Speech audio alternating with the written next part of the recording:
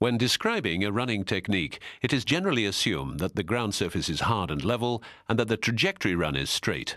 Moreover, because biomechanically speaking, the difference between running at a constant speed on the one hand or having to start and accelerate on the other hand is enormous, the running speed is taken to be constant when describing a running technique.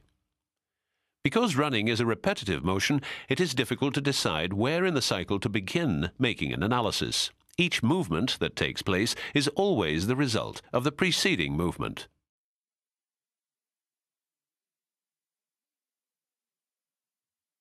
Nevertheless, there are a number of moments or characteristic phases that can be specified during the cyclic pattern of running. Classification in phases is derived as closely as possible from what is functioning during the cycle. Thus, there is that first moment of contact when the entire weight of the body comes to rest upon the support leg. This occurs a fraction later than the first moment when the foot touches the ground. Functionally speaking, the most important moment is when the full weight of the body is resting on the support leg. The last moment of the support phase occurs when the foot of the stance leg is released from the surface.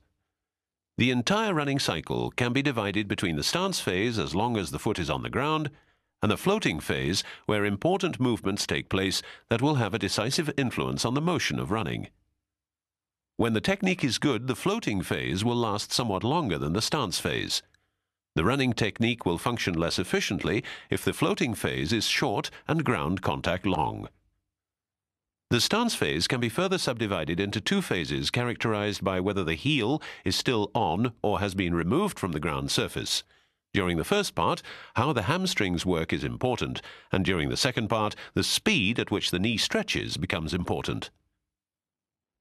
The floating phase can be further divided into two phases. During the first, the hamstrings will be loaded with elastic energy, while during the second part, the legs will execute their scissor-like motion. Here, the running cycle is classified according to function because it is based on the most important biomechanical mechanisms that play a role